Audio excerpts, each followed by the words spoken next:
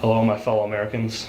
Last night, you and the people of Iowa made their choices in multiple elections, but today you're making an equally, if not more important choice by joining us for Newton Daily News Sports Chat. I am Shane Lucas alongside Mike Hockett. We'll be your delegates of sports talk today. Fall sports all wrapped up now, Mike. Came to an end this past weekend. You were up in Marshalltown on Saturday for NCMP, so I guess you wanted to start out by talking about. Saturday officially was the last fall sporting event as far as our area teams. It was the Aqua Girls swim team competing at state up there. It was a good meet for them. They finished 17th out of 34 teams that scored, and there's 55 teams in the state of Iowa, so I know they were pretty happy with how they finished. They took 22nd last year, so definitely an improvement. Kind of leading the way for them was sophomore Hannah Scott, and she took 5th place in the 100-yard butterfly. She was the only one that made the podium, but I think out of the 7 entrants that NCMP had, I think it was either 5 or 6 of them that scored points. So all of them placed pretty well. She was the only one that made the podium, taking 5th, and her time of 58.98 seconds was the school record. So you always want to be peaking at the end of the season, and I think she broke her personal best by over a second. So she really had it going on Saturday. And then a couple of the other individuals they had was junior Carly Colville. She swam in the 200 freestyle and 100 butterfly. She took 21st in the 200 free and 13th in the 100 butterfly. And I know she was kind of disappointed in how those finishes were, because her times, they were a little bit behind what her seed time were and her personal best. But like I was talking to coach, and she said that it was a little disappointing for her, but she can kind of use that as fuel for going into next season. And then also individually, freshman Samantha Hedrick capped off a big freshman year. She competed in 4 events, and 2 of them were individual. She took 9th in the 50 freestyle and 14th in the 100 freestyle. So going into these next 3 years, especially looking at next year, she could very well make the podium in both of those. The top 6 are the ones that medal. So I could easily see her placing next year and kind of the next 3. So she'll definitely be one to watch. And then NCMP also competed in 2 relays. The 200 freestyle relay, where they took 14th. That was the team of Colville, sophomore Rachel Prendergast, Scotton, and Hedrick. They took 14th. And then the 400 freestyle relay, that was the team of Colville, Prendergast, freshman Sydney Jenkins, and Hedrick. They took 13th.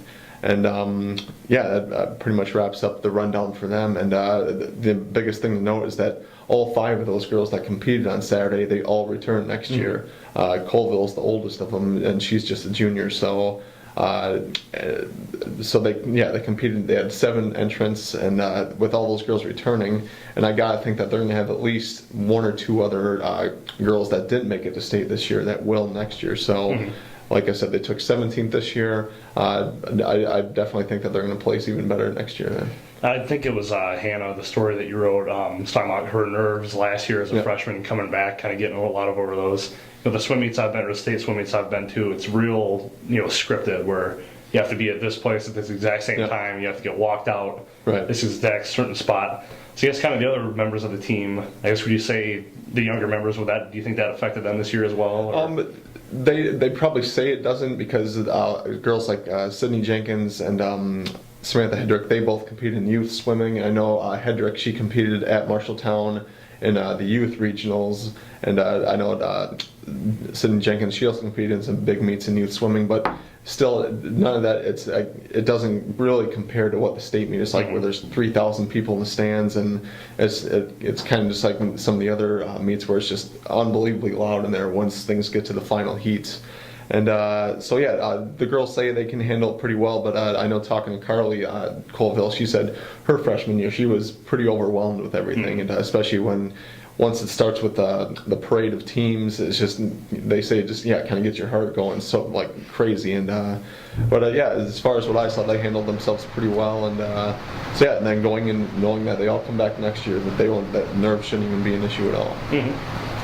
That pretty much wraps up all Newton sports for the fall. And but then our other area team at Linville Sully just couldn't quite get it done to get to the dome on Friday night. Just that game didn't really go the way we thought it would. Yeah, early on it looked like it was going to be the rest of Linville Sully's playoff games. They drove right down the field in the first possession and scored. And BGM answered, which maybe was the first indication that it wasn't going to be kind of the same as the past few games. But Linville Sully eventually answered again. Bailey Sampson, the junior, had both touchdowns for them. They were sitting up at 13-7 at one point, and that's where BGM kind of just took off. Jack Klein, their junior tailback, I'd say it's probably the most impressive performance I've seen from a single kid all season. I mean, nothing Linville Sully did wrong. I mean, they'd stack up the line, get him seemingly stopped at the line. He'd somehow make a move, bust free for 40 yards, something like that. So just a great effort by him. And then BGM's defense in the second half really kind of clamped down. The Hawks just couldn't get anything going. And yeah, kind of uncharacteristic ending for him considering all the blowouts they had earlier in the postseason. And especially considering that Linville Sully, they had beaten BGM, I think it was 33-7 week 3 of the season. I couldn't remember, did that Klein, did he play in that game, in that third game? I believe he did. I guess I can't remember. Looking back at all the stats, I believe he did. But, I mean, that's the only time I saw them all year. I don't know if that was a regular effort. I know he's racked up quite a few yards in the season. But, I mean, just seeing him that night, he seems like he's pretty, above and beyond the skills of a lot of, how like the first kids at West Marshall, anything like that. He was just, it wasn't, go behind the line, hit the holes. He was just making his own holes. He was just something else. So I guess, I mean, they always say it's harder to beat a team the second time you play them. And so, it was just kind of disappointing for Linville Sully, knowing that, playing at home and everything. Just kind of, as far as you could gauge the reaction of the players on the field after the game, was it kind of a pretty dejected feeling, or how were they? It was half and half. I mean, most guys, walked off, had health. Obviously, they have nothing to be ashamed of with that run they made. A couple guys were pretty visually upset. The fans, I think, took it in the stride as well. Coach Parkinson, he was upset as well, or marginally upset afterwards. But nothing. He wouldn't talk to me or anything like that. But it is disappointing for him considering the runs they made this year and everything. But I think a lot of the guys are coming, kind of like NCMP. A lot of the guys are coming back next year. I think for some of the seniors, we're obviously a little more bummed than everybody else, but a lot of talent coming back on that team. Like I was thinking, Cale Van Wyk, he seems to be the main piece that they're losing at quarterback and defensive back. But other than that, I think they returned pretty much all the running backs. I believe Nathan Russell and Brady Van Wyk, I believe, is gone next year. But TJ Cunningham, Caden Dahl, Bailey Sampson, Daniel Zimmerman, most of their skill guys will be back. So they'll definitely be a fun team to watch next year. Then just looking from a recent historical perspective, I mean, last year was the first time they made the playoffs, and I think it was 5 or 6 years. And then they made it to the second round last year, and this year they make it to the quarterfinals.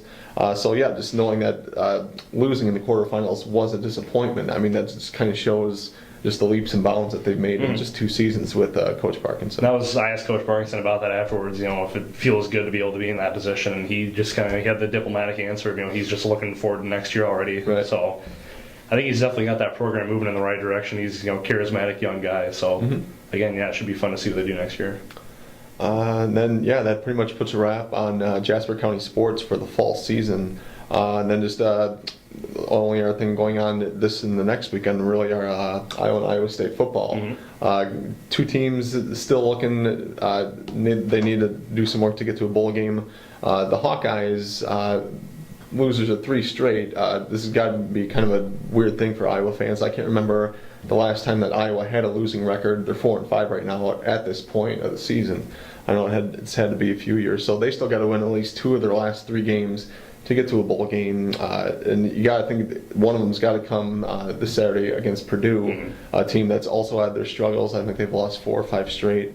Because other than that, Iowa's got to play. I think it's Michigan next week. Because I'm pretty sure they haven't played them yet, and then it's Nebraska. So Nebraska the day after Thanksgiving. Yeah. No. So I mean, those are going to be 2 real tough games. So this is going to be a must-win game against Purdue if they want any chance at going to a bowl. So I think it was 2001. I might be correct on that one. It was their last losing season. Yeah. So there is a lot on the line. They're playing Purdue, they're almost saying their coach is going to be fired. They haven't announced that he's fired yet, but unless he has some major turnaround, he's probably gone next year. So I'd say it's a definite must-win for the Hawkeyes in this one. And then Iowa State, they're at 5-4. They need 1 more win to go to the bowl game. They're at Texas this Saturday. Obviously, they had the big upset. I think Texas was ranked 20, or no, Was Texas one of the upsets last year? Or was that 2 years ago? That was 2 years ago. But yeah, obviously another real tough game for them at Texas. Just any thoughts on that game coming up? Probably a little bit of revenge too after Texas came into Jack Trice last year and just kind of spanked them after their nice start last year. This is, a lot of people are saying Iowa State's last few games are all winnable. After Oklahoma, that was the one they said that was probably a long shot for a victory, but it's Texas, West Virginia, and Kansas. Yeah. Iowa State just has to win one of those three to get into a bowl, and a lot of people are saying that all three are possibly winnable games, but I'd say this one will probably be the toughest of the three, considering Kansas and kind of what they're up to, and then West Virginia will be at home at the end of the season. So you got to think Kansas. I don't want to say it's a gimme win, but that's definitely a game that they should win. And then West Virginia, with the way their defense has been, you got to think that they can score some points on them. So Kansas is getting scrappier throughout the year. They're definitely picking up what Weiss is throwing at them, and West Virginia, you got to look at the same as Baylor in many ways. A lot of offense, no defense. So. One win would get them to a bowl, and you got to think 2 wins might get them to a warmer location than New York was last year. So, New York was about 50 degrees last year, so it'd be hard to for find. being a bowl game. You kind of want it to be a little better weather out there. So we'll see what happens. But so still we got weekends full of college football, so that'll keep people occupied for a while. Other than that, we're kind of in that time between fall sports just wrapped up, and we got a little bit of a break here before the winter sports schedule really gets started, just a little bit after Thanksgiving. In the meantime, we'll be kind of struggling to get stuff in there, local stuff. So as always, if there's any suggestions, any story ideas, feel free to let us know. We'd be happy to check them out. Anything else? That's all I got. Well, this will be the last time we'll talk about local stuff for a while, I guess. So thanks for joining us as always, and we'll see you in a few weeks.